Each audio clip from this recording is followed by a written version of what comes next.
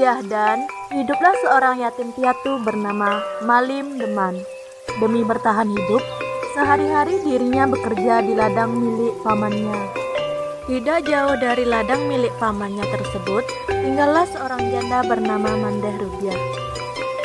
Mandeh sangat baik pada Malim Deman dan menganggapnya sebagai anak sendiri. Sore hari, Mandeh mengirimi perbekalan untuk Malim saat menjaga ladang di sore hari tersebut. Ini ada sedikit makanan buat kamu. Terima kasih Ibu sudah memberikan kasihan kepada saya. Ya, sama-sama. Ibu pulang dulu ya. Ya. Malim pun memakan bekal yang diberikan oleh Mandeh Rubiah. Namun, ia merasa kehausan, sedangkan tidak ada air di bekal tersebut. Tuh aus banget. Coba minta minum tuh Ibu Mandeh. Malim pun segera menuju rumah Mandeh Rubiah untuk meminta air.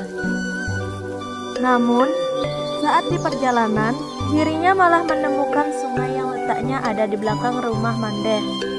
Di sungai tersebut, tampaklah bidadari-bidadari yang sedang mandi. Malim Deman pun terkejut. Apakah saya yang lihat ini benar-benar bidadari? Karena penasaran, Malim pun mendekatinya dan dengan sengaja ingin mengambil salah satu selendang milik bidadari tersebut dengan berkata, Kalau aku ambil selendang ini, pasti nanti salah satu bidadari itu akan bisa bercerita keterangan lagi dan pasti dia akan hidup bersamaku selama-lamanya. Hari pun sudah mulai gelap hingga salah satu bidadari tersebut mengajak bidadari yang satunya untuk kembali ke kahyangan. Putri bungsu, ayo kita segera kembali ke kahyangan sebelum gelap dan makin banyak orang yang datang ke sini. Ayahanda dan ibunda pasti sedang menunggu kita. Baiklah saudariku, aku turuti perkataanmu. Lagi pula, kita sudah terlalu lama pergi dari kahyangan. Saat mereka ingin mengambil selendangnya masing-masing, anehnya hanya terdapat selendang saudari si bungsu saja. Bentar saudariku, selendangku tidak ada. Tidak tahu di mana. Padahal tadi aku taruh di sini, di samping selendangmu. Kamu duluan saja ke kahyangan. Biar aku di sini dulu mencari selendangku sampai aku menemukannya.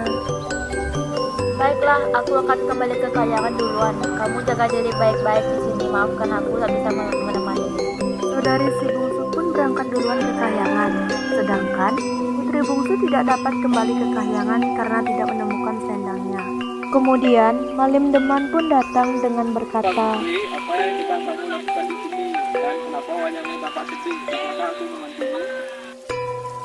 Tadi aku sedang mandi berdua dengan saudariku. Tapi selendangku tidak ada, tidak tahu kemana. Yang menyebabkan aku tidak bisa kembali ke kahyangan. Waktu saya tidak bisa tinggal. Kemudian Malim Deman mengajak putri bungsu untuk tinggal dengan Mandeh Rubiah sampai diangkat anak oleh janda tersebut. Karena sudah sering bertemu, mereka berdua memutuskan untuk menikah. Dari pernikahan itu pun, keduanya mempunyai anak bernama Sultan Duano. Hatta berapa lamanya, kehidupan pernikahan mereka tidak bahagia. Malim sering tidak pulang ke rumah dan gemar berjudi. Setiap hari, putri bungsu menangis dan sedih meratapi kelakuan suaminya tersebut. Melihat ibundanya menangis, Sultan Duano menghampiri ibundanya sambil berkata, Jangan sedih, kalau ibu dan sedih, kita juga ikut sedih. Kan ini ditunda jadi sedih dulu lagi. Putri bungsu berusaha untuk tersenyum kembali agar anaknya tidak sedih melihat dirinya menangis. Beberapa hari kemudian, putri bungsu menemukan selendangnya saat berbenah. Ini kan selendangku. Jadi, selama ini aku telah dibohongin sama suamiku sendiri. Karena merasa kecewa, akhirnya putri bungsu pun kembali ke kahyangan dengan anaknya dan pergi meninggalkan suaminya begitu saja. Suatu hari, Malim pun pulang. Dia merasa sangat menyesal dan dia kecewa kepada dirinya sendiri karena telah membohongi istrinya yaitu putri bungsu. Dari cerita hikayat Malim Deman, kita belajar jangan pernah berbohong dengan seseorang karena kebohongan apapun itu pasti akan terbongkar suatu saat nanti seperti kejadian yang terjadi dalam cerita